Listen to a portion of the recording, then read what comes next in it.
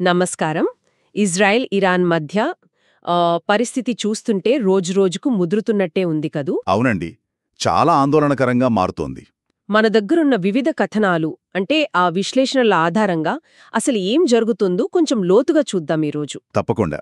ముఖ్యంగా ఇజ్రాయెల్ చేపట్టిన operation rising lion దాడులు, దానికి బదులుగా ఇరాన్ జూన్ 19న బీర్షేబాలోని సొరోకా ఆస్పత్రిపై చేసిన దాడి, అక్కడ్నుంచి మొదలు పెడదామా? కరెక్ట్. ఆ దాడులు ప్రతిదాడులతో అక్కడ వాతావరణం ఇంకా వేడెక్కింది. అసలు రెండు వైపులా ఎలాంటి సైనిక చర్యలు తీసుకుంటున్నారు, వాటి ప్రభావం ఏంటి, ఆ విషయాలు చూద్దాం. సరే, ముందుగా ఇజ్రాయెల్ ఆపరేషన్ రైజింగ్ లయన్ గురించి మాట్లాడితే టెహ్రాన్, నతాంజ్, ఇస్ఫహాన్ లాంటివి అన్ని కీలకమైన నగరాలు, అణుకేంద్రాలున్న చోట్లు. అవును. ఆ నగరాల్లో ఇంకా అరాక్ హెవీ వాటర్ రియాక్టర్ దగ్గర ఇరాన్ అణు సైనిక స్థావరాలే టార్గెట్గా ఇజ్రాయెల్ వైమానిక దాడులు చేస్తోంది. ఇజ్రాయెల్ రక్షణ మంత్రి కాట్స్ ఏమన్నారంటే సుప్రీం లీడర్ ఖమేనీ ప్రభావాన్ని తగ్గించడమే తమ లక్ష్యమని. ఓ, అంటే ఇది కేవలం సైనిక చర్య కాదన్నమాట, రాజకీయ ఉద్దేశం కూడా ఉంది. కరెక్ట్. మరి ఇరాన్ ఎలా స్పందించింది? దీనికి ప్రతిస్పందనగా ఇరాన్ కూడా ఊరుకోలేదు. వందల కొద్దీ బ్యాలిస్టిక్ క్షిపణులు, డ్రోన్లను ఇజ్రాయెల్ మీదకు పంపింది. వందల కొద్దీనా? అవును.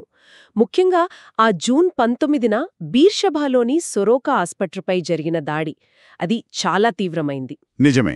ఆస్పత్రికి బాగా నష్టం జరిగింది, డజన్ల కొద్దీ జనం గాయపడ్డారు. అదృష్టవశాత్తు ముందే అక్కడ వాళ్లను తరలించడం వల్ల ప్రాణనష్టం తగ్గింది. కాని అయినా ఆస్పత్రిపై దాడి జరగడమే పెద్ద విషయం కదా. ఖచ్చితంగా. అంతేకాదు, ఈ దాడిలో తమ కొత్త ఫత్తా-1 హైపర్సానిక్ క్షిపణిని వాడామని ఇరాన్ చెప్పడం కూడా కొంచెం గమనించాల్సిన విషయం. హైపర్సానిక్ క్షిపణ అంటే వాళ్ల టెక్నాలజీ సామర్థ్యాన్ని చూపిస్తున్నారా? అవును. ఇజ్రాయెల్ ఎయిర్ డిఫెన్స్కు ఇదొక సవాలన్నమాట. ఆస్పత్రిపై దాడి గురించి మీరన్నట్టు అది నిజంగా దారుణం. ప్రపంచ ఆరోగ్య సంస్థ అంటే WHO దీన్ని చాలా తీవ్రంగా ఖండించింది. ఇది యుద్ధ నేరం కిందకు వస్తుందని కూడా అన్నది. అవును, అంతర్జాతీయ చట్టాల ప్రకారం అది చాలా సీరియస్ విషయం. అంతేకాదు, టెల్ అవీవ్ దగ్గర జనావాసాలపైన పడిన వాటి వల్ల కూడా వందల మంది గాయపడ్డారట. ఇంకా బాధాకరమైన విషయమేంటంటే క్యాన్సర్ ట్రీట్మెంట్ కోసం వచ్చిన ఒక ఉక్రేనియన్ పాప చనిపోయిందని వార్తలు. అయ్యో, చాలా విషాదం. అంటే ఈ ఘర్షణలో సామాన్య ప్రజలు ఎలా నలిగిపోతున్నారో అర్థమవుతోంది.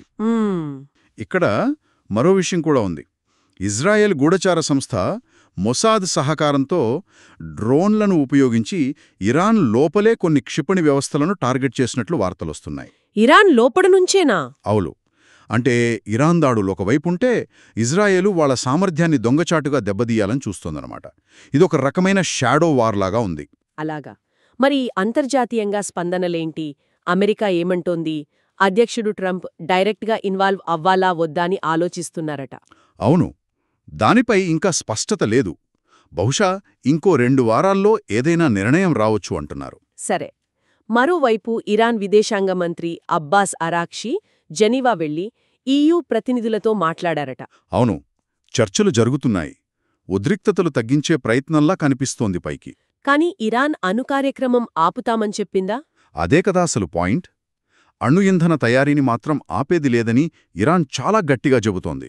అంటే చర్చలు ఒకవైపు, వాళ్ల పని వాళ్లు చేసుకోవడం ఇంకోవైపు అన్నమాట. మరి ఇరాన్ మిత్రపక్షాలు హిజ్బుల్లా, హమాస్, ఇరాకీ మిలీషియాలో వాళ్లేమైనా రంగంలోకి దిగుతున్నారా? ప్రస్తుతానికి చూస్తే వాళ్లు ఈసారి కాస్త వెనకడుగు వేస్తున్నట్టుంది. బహుశా ఇంతకుముందు జరిగిన నష్టాలు లేదా వ్యూహాత్మకంగా ఆలోచిస్తున్నారేనో. పెద్ద ఎత్తున జోక్యం చేసుకోవడానికి అంత ఉత్సాహం చూపించడం లేదు. ఇది ఇరాన్కు కొంత ఎదురుదెబ్బే కదా? ఒక రకంగా అవును. వాళ్ల పూర్తి మద్దతు లేకపోవడం ఇరాన్కు ఇబ్బందే.